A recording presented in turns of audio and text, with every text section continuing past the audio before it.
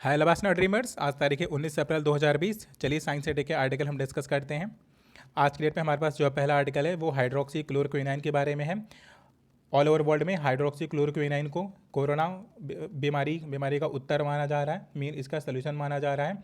लेकिन संघाई का एक मेडिकल इंस्टीट्यूट है, वहाँ के रिसर्चरों ने ये दावा किया है, एक रिपोर्ट पब्लिश किया है कि हमने प्रॉपर उन पेशेंट को ये दवा दे करके देखा है, लेकिन सिर्फ उसमें एक बात का फ़र्क पड़ता है कि उसका जो सिम्टम है, मीन क्लिनिकल सिम्टम है, केवल वही गायब हो जा रहा है उस पेशेंट के बॉडी से, लेकिन वो पेशेंट ठीक नहीं हो रहा। तो केवल सिम्टम को गायब करना हमारा उद्देश्य नहीं है, हमारा उद्देश्य है प्रॉपर पेशेंट को ठीक करना। तो जो हमें ऐसे केसेस देखने को मिले हैं कि कोरोना से पर्सन ठीक तो हो गया, लेकिन वापस से उसके अंदर सिम्टम्स आ गए। तो इसके पीछे का रीज़न ही यही है, क्योंकि हमने उसको हाइड्रोक्सी क्लोरोक्विनाइन दिया और उससे क्लिनिकल सिम्टम तो गायब हो गए। हमने वापस से चेक किया तो कोरोना वायरस उसके अंदर नहीं पाया गया, लेकिन कुछ समय के बाद क्या होता है कि वापस से वो कोरोना वायरस म्यूटेट करता है और उसके सिम्टम वापस से बाहर निकल करके आते हैं। तो संघाई मेडिकल इंस्टीट्यूट के रिसर्चर का कहना यह है कि हाइड्रोक्सी क्लोरोक्विनाइन इलाज नहीं है कोरोना वायरस का, ठीक, जबकि यूएसए और अदर कंट्रीज़ में इसे एक सोल्यूशन के रूप में देखा जा रहा है। तो उसी पर कटाक्ष करते हैं। हमारे पास अगला आर्टिकल है डिस्कस करने के लिए, ये कोरोना वायरस के बारे में बात करते हैं। सबसे पहले बात क्या करते हैं, कहते हैं कि बैक्टीरिया और वायरस में डिफरेंस क्या होता है। बैक्टीरिया होता है कि एक लिविंग ऑर्गेनिज्म है, मीन वो खुद से, उसके पास डीएनए है, वो खुद को म्यूटेट कर सकता है, अपने जैसा दूसरा बना सकता है बिना किसी होस्ट सेल के। लेकिन जो वायरस होता है, वायरस के साथ ऐसा नहीं होता है। वायरस के साथ क्या होता है कि वायरस को एक होस्ट सेल चाहिए ही होता है, बिना होस्ट सेल के वो खुद को रेप्लिकेट नहीं कर पाता है। मीन अगर वो होस्ट सेल के पास नहीं है, मीन बॉडी के अंदर नहीं है, तो वो डेड के समान रहेगा, वो जिंदा नहीं रहता है। फिर आगे राइटर का जो आर्टिकल लेखक हैं वो आगे क्या बताते हैं इसके बारे में, कहते हैं कि ठीक है, अब हमें करना क्या होगा, अब हमें इसे आरएनए के फॉर्म में देखना होगा कि वायरस है तो वायरस के पास आरएनए होता है, बैक्टीरिया के पास डीएनए होता है। तो अभी हमें इसकी सिक्वेंसिंग करनी होगी, और सिक्वेंसिंग करने के बाद इसमें राइटर दो बातें बतलाते हैं। कहते हैं एक स्पाइक प्रोटीन होता है, एक होता है इन्वेलप प्रोटीन होता है। दो तरह की प्रोटीन होती हैं इस वायरस में, मीन जो कोरोना वायरस है इसमें दो तरह की प्रोटीन है, एक है स्पाइक प्रोटीन है और एक है इन्वेलप प्रोटीन है। तो यही दोनों प्रोटीन हैं जो होस्ट सेल को अटैक करती हैं और उस पर कब्जा करती हैं, और फिर वहाँ से खुद को रेप्लिकेट करने लगती हैं, मीन अपने जैसा बनाने लगती हैं, और पूरे बॉडी में वायरस फैल जाता है। अब राइटर कहते हैं 175 मेडिसिन कहते हैं कि ऐसा डिस्कवर किया जा चुका है कि जो उसे होस्ट सेल के पास जाने से ही रोक देंगी, वहाँ पर हिंड्रेंस क्रिएट कर देंगी। कैसे, कोरोना वायरस है, ठीक, वो किसी बॉडी के अंदर जाएगा, बॉडी के अंदर जाते ही ह्यूमन के सेल पर अटैक करेगा, और अटैक करते किसी एक सेल पर कब्जा करेगा।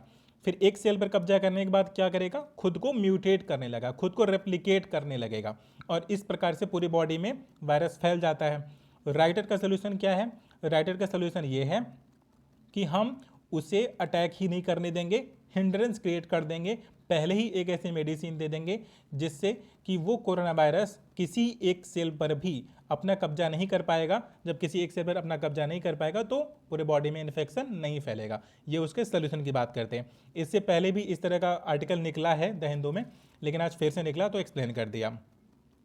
एक और सोशल डिस्टेंसिंग के रिगार्डिंग आईआईटी बॉम्बे के स्टूडेंट्स और प्रोफेसरों ने एक ऐप डेवलप किया है, मीन एक टेक्नोलॉजी डेवलप की है, उसी के रिगार्डिंग यहाँ इस पूरे आर्टिकल में बात किया जाता है। इस आर्टिकल में लिखा क्या जाता है कि सोशल डिस्टेंसिंग के लिए हमारे पास एक इनोवेटिव आइडिया है। इनोवेटिव आइडिया का मीन क्या हो गया कि डॉक्टर से अगर हमें कंसल्ट करना होता है किसी हॉस्पिटल में, या किसी डॉक्टर से यदि हमें कंसल्ट करना हो गया, तो हम उससे अपॉइंटमेंट लेते हैं। अपॉइंटमेंट लेकर के क्लिनिक पे जा करके हम इंतज़ार करते हैं, और एवरेज जो वेटिंग टाइम है यूजुअली 35 डेज, 40 डेज़ का किसी अच्छे डॉक्टर से अगर आपको मिलना है तो 40 दिन का इंतज़ार करना पड़ जाता है। और उस दिन भी, जिस दिन आप जाते हो मिलने के लिए, तो उस दिन भी एक प्रॉपर क्राउड आ जाता है। तो ये आईआईटी बॉम्बे के स्टूडेंट और वहाँ के प्रोफेसरों ने इसी का समाधान दिया है कि किसी को क्लिनिक में तभी जाने की ज़रूरत होगी जब उसका नंबर आ जाएगा। मीन ये एक प्रकार का एप्लीकेशन डेवलप कर रहे हैं। पर्सन एप्लीकेशन को इंस्टॉल करेगा अपने मोबाइल में, उसे जब कभी भी ज़रूरत होगी किसी डॉक्टर से मिलने के लिए, तो एक टोकन जनरेट कर देगा। टोकन जनरेट करने के बाद वो उस डॉक्टर के पास एक मैसेज चला जाएगा कि पर्टिकुलर ये वाला पर्सन है, ये आपसे मिलना चाहता है। फिर उसी टाइम के अकॉर्डिंग उसे एक ड्यूरेशन अलॉट हो जाएगा। बिकॉज क्योंकि टोकन जनरेट हो चुका है, तो जिस पर्सन को मिलना था, जब उसका नंबर आ जाएगा प्रॉपर उस टाइम पे उसके पास एक ईमेल आ जाएगा, फिर उसे वहाँ पर जाना होगा। इसका मतलब ये हुआ कि आपका जो वेटिंग पीरियड था हॉस्पिटल में जाने का, बार बार लाइन लगाने का, कह रहे हैं कि ये हमने इस एप्लीकेशन के माध्यम से रिमूव कर दिया। तो इससे सोशल डिस्टेंसिंग में हमें मदद मिलेगी, क्राउड इकट्ठा नहीं होगा। इस एप्लीकेशन का प्रयोग वो लोग क्या कर रहे हैं, आईआईटी बॉम्बे के स्टूडेंट्स किस चीज़ में कर रहे हैं, वो कह रहे थे कि जब हमें सामान लेने की ज़रूरत पड़ती थी तो कैंपस के बाहर, तो बिकॉज क्राउड में हमें निकलना नहीं होता था, इसलिए हम अपने कैंपस में इस एप्लीकेशन का यूज़ कर रहे हैं। हम लोग हमें अगर कोई सामान लेना होता है तो पहले हम टोकन जनरेट करते हैं, फिर उस पर्टिकुलर शॉप के पास, उस कैंटीन के पास टोकन का वो सिग्नल चला जाता है। जब हमें वापस से अपना नंबर मिल जाता है, मीन कई टोकन जनरेट होंगे 1 बाय 1 करके, तो जब मेरा नंबर आ जाएगा सामान लेने का, मैं तभी जाऊंगा। मैं वहाँ पर खड़े होकर के अपने नंबर का इंतज़ार नहीं करूँगा। टोकन जनरेट हो गया मेरा नंबर ये है, जब मेरा नंबर आ जाएगा तो मेरा टोकन खुद ही से ब्लिप करेगा मेरे एप्लीकेशन पर कि हाँ अब आपको जाना है कैंटीन से खाना ले लेना है या नाश्ता ले लेना है। तभी हम लोग बाहर निकलते थे। तो इस प्रकार से हम लोगों ने सोशल डिस्टेंसिंग का पालन अपने कैंपस के अंदर किया है। तो करें कि जो काम कैंपस के अंदर हम कर सकते हैं, करें हम ये तो हम दुकानों में भी कर सकते हैं कि हम एक पूरा चैन डेवलप कर देंगे दुकानदारों का कि अगर किसी हाउस होल्ड को सामान चाहिए तो अपने घर में बैठे बैठे एक टोकन को जनरेट करेगा, दुकानदार के पास मैसेज चला जाएगा और एक पूरा सीक्वेंस से जैसे जैसे लोगों को सर्विस वो दुकानदार देता जाएगा, वैसे वैसे नंबर घटता जाएगा। जब आपका नंबर आ जाएगा तब आप जा करके सामान ले लीजिएगा। ये बेसिकली ऐसी जगह की बात कर रहे हैं जहाँ पर भीड़ बहुत ज़्यादा हो जाती है किसी दुकान के पास। ये उसी का समाधान है, कह रहे हैं कि सोशल डिस्टेंसिंग का एक अच्छा सोल्यूशन हो सकता है। ये वाला आर्टिकल भी हमारा डिस्कस हो गया। ठीक, आज हमारे पास साइंस एंड टेक में बस यही 2-3 आर्टिकल थे डिस्कस करने के लिए। आज हम साइंस एंड टेक में कुछ बेसिक भी डिस्कस करेंगे। बेसिक में क्या है कि हम पहले ऑर्बिट के बारे में जानें। ऑर्बिट होता क्या है, मीन कोई भी सैटेलाइट हो या कोई भी प्लेनेट हो, किसी न किसी लाइक अगर ये सन, ये स्टार है, सन क्या है, सन स्टार है। अर्थ अपना अर्थ क्या कर रहा है कि रोटेट कर रहा है, मीन पूरा चक्कर लगा रहा है। तो जिस पाथ पर ये चक्कर लगा रहा है इसी को इसका ऑर्बिट बोलेंगे। क्या बोलेंगे, ऑर्बिट बोलेंगे। अब ऑर्बिट दो तरह का हो सकता है। ऑर्बिट इलिप्टिक वक्राकार भी हो सकता है, मीन एक गोले के आकार का भी हो सकता है, और इलिप्टिकल भी हो सकता है, अंडे के आकार का भी हो सकता है। ठीक है, अब ऑर्बिट हम पढ़ क्यों रहे हैं, बेसिकली अर्थ के सैटेलाइट के मैकेनिज्म को समझने के लिए पढ़ रहे हैं। तो सैटेलाइट किस तरह से वहाँ पर स्टैटिक हो जाता है, किस तरह से खड़ा रहता है। मीन हमने सैटेलाइट अर्थ से बाहर भेजा, अर्थ के बाहर भेजा, तो या तो सैटेलाइट को अर्थ से दूर चला जाना चाहिए था या तो उसे अर्थ पर वापस गिर जाना चाहिए था। लेकिन ऐसी कौन सी चीज़ है जो उसे घूमने पर मजबूर कर देती है। तो यहाँ दो बातें आती हैं। एक होता है सेंट्रीपिटल फोर्स जो केंद्र की ओर काम करता है, मीन कुछ इस तरह से काम करेगा, केंद्र की ओर काम करेगा। और सेंट्रीफ्यूगल फोर्स होता है, मीन क्रिया के विपरीत प्रतिक्रिया होगी, मीन ये बाहर की ओर काम करेगा। मीन जो बाहर घूमने वाली सैटेलाइट है वो जब सेंटर पर मीन अर्थ पर जब फोर्स लगाएगी तो उसको बोलेंगे सेंट्रीपिटल फोर्स, और वही जब वापस से अर्थ सैटेलाइट पर फोर्स लगाएगा तो उससे बोलेंगे सेंट्रीफ्यूगल फोर्स। तो सेंट्रीफ्यूगल फोर्स बाहर की ओर काम करेगा, सेंट्रीपिटल फोर्स अंदर की ओर काम करेगा। सेंट्रीपिटल फोर्स और सेंट्रीफ्यूगल फोर्स दोनों अपोजिट होने के कारण और बराबर होने के कारण एक दूसरे को कैंसिल कर देंगे, जिससे सैटेलाइट अर्थ का चक्कर लगाती रहेगी। अब आगे देख लेते हैं कि किस तरह से ये सैटेलाइट चक्कर कैसे काटती है। ये हमारे पास सैटेलाइट है, ये हमारे पास अर्थ है, अर्थ के डिफरेंट ऑर्बिट हैं, ये सैटेलाइट है। अब इसका पाथ यही है, अगर इसका ये पाथ है तो इसी को इसका ऑर्बिट बोलेंगे। फिर हम क्या देखेंगे कि ऑर्बिट के प्रकार कितने तरह का ऑर्बिट होता है। ऑर्बिट 2-3 प्रकार का होता है, 3 प्रकार का बेसिकली होता है।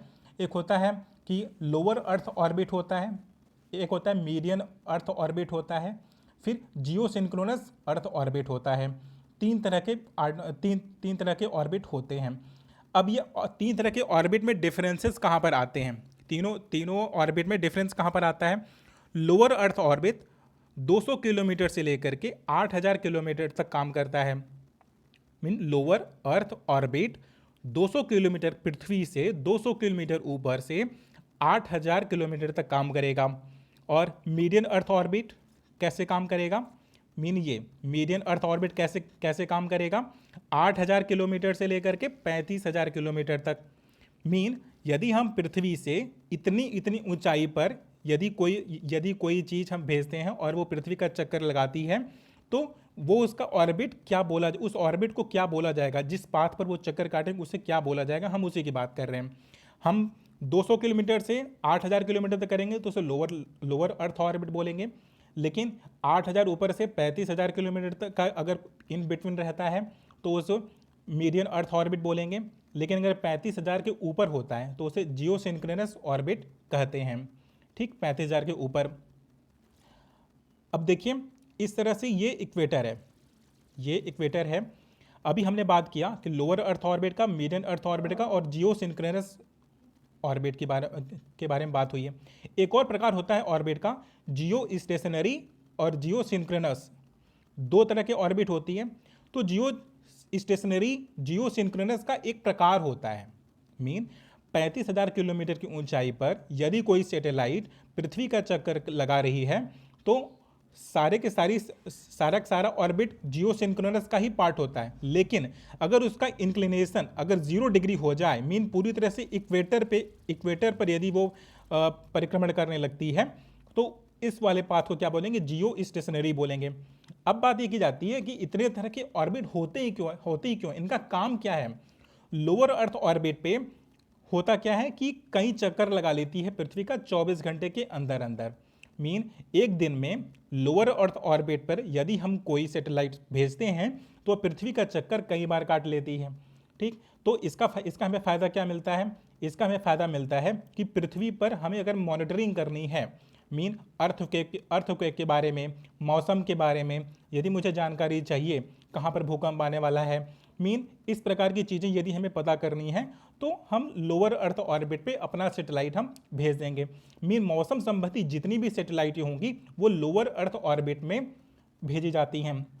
फिर ऊपर बात की जाती है कि मीडियन अर्थ ऑर्बिट की बात की जा रही है। इसमें क्या होता है कि रेडियो संबंधी जितनी भी सैटेलाइट्स होती हैं वो मीडियन अर्थ ऑर्बिट में भेजी जाती हैं। ठीक, अभी भेजी कैसे जाती हैं, रॉकेट के द्वारा भेजी जाती हैं, उसके बारे में हम अगले लेक्चर में बात करेंगे। अभी हम केवल ऑर्बिट को समझते हैं कि lower earth orbit, median earth orbit और जियोसिंक्रोनस ऑर्बिट में डिफरेंस क्या होता है, इनका काम क्या होता है और इनके पोजीशन का हमें फ़ायदा कैसे मिल सकता है। ठीक, इसके बाद हो गया लोअर, हो गया मीडियन, हो गया। अभी हम जियोसिंक्रोनस और जियो स्टेशनरी की बात करेंगे। जियो स्टेशनरी के साथ फ़ायदा क्या होता है कि ये 35000 किलोमीटर के एबव है, ये कम्युनिकेशन में काम आता है। मीन हम जो हम टेलीफोन वगैरह से बात करते हैं, मीन कम्युनिकेशन से जितनी भी सैटेलाइटें होती हैं वो जियो सिंक्रोनस या जियो स्टेशनरी ऑर्बिट में भेजी जाती हैं। जियो स्टेशनरी या जियो सिंक्रोनस ऑर्बिट काफ़ी हैवी होती हैं, तो इसके लिए हमें बड़े रॉकेट का प्रयोग करना होता है। आई होप आपको ये इतनी बातें समझ में आ गई होंगी कि ये है हमारे पास लोअर अर्थ ऑर्बिट, ये है हमारे पास मीडियन अर्थ ऑर्बिट, ये है हमारा जियो सिंक्रोनस अर्थ ऑर्बिट। मीन हमारे पास बेसिकली 3 तरह के ही ऑर्बिट होती हैं। अब एक बात की जाती है कि polar earth orbit, north pole to south pole, north pole to south pole, यही पाथ होता है इसका। लेकिन इसमें इंक्लिनेशन भी पॉसिबल है, मतलब कोई ज़रूरी नहीं है कि बिल्कुल एग्जैक्टली नॉर्थ थ्रू साउथ हो, ऐसा भी नहीं है। मीन ये नॉर्थ है और ये साउथ है, तो हमारा जो पोलर ऑर्बिट होगा वो कोई ज़रूरी नहीं कि बिल्कुल ये वाला पाथ को भ्रमण करे, थोड़ा इंक्लिनेशन भी चलता है। इंक्लिनेशन कुछ कैसे चलेगा, कुछ यूँ हो जाएगा, कुछ यूँ हो जाएगा, तो इसको भी हम बोलेंगे पोलर अर्थ ऑर्बिट बोलेंगे। आई होप आपको इतनी बातें समझ में आ गई होंगी कि लोअर अर्थ ऑर्बिट क्या होता है, मीडियन अर्थ ऑर्बिट क्या होता है, जियो सिंक्रोनस ऑर्बिट क्या होता है। अभी एक और बात हम देख लेते हैं कि सन सिंक्रोनस ऑर्बिट किसे कहते हैं। अब सन सिंक्रोनस ऑर्बिट क्या होता है कि ऐसी सैटेलाइट, ये भी एक प्रकार का पोलर ऑर्बिट का ही प्रकार है। पोलर ऑर्बिट मतलब क्या कि जिसकी हाइट 200 से 8000 किलोमीटर के बीच में अगर हम इतनी ऊंचाई पर कोई भी सैटेलाइट भेजेंगे तो वह किस ऑर्बिट में होगा? वो पोलर ऑर्बिट में ही होगा। अब पोलर ऑर्बिट का ही एक प्रकार है सन सिंक्रोनस ऑर्बिट। सन सिंक्रोनस ऑर्बिट के साथ क्या केस है कि इसे 24 घंटे मीन 365 दिन पूरे साल 24 घंटे सनलाइट मिलता रहेगा। सनलाइट मिलने का कारण क्या है कि ये बिल्कुल सन के लाइट के ही डायरेक्शन में ये मूव करता है। इससे होता क्या है कि हमें उसे अलग से फ्यूल देने की जरूरत नहीं पड़ती सैटेलाइट को, ठीक, और वो सोलर पैनल से प्रॉपर तरीके से चलता रहता है। आज हमने केवल ऑर्बिट के बारे में बात किया। अगले लेक्चर में हम बात करेंगे कि इन रॉकेट के बारे में, रॉकेट सिस्टम के रॉकेट फ्यूल के बारे में बात करेंगे। ठीक है, थैंक यू सो मच।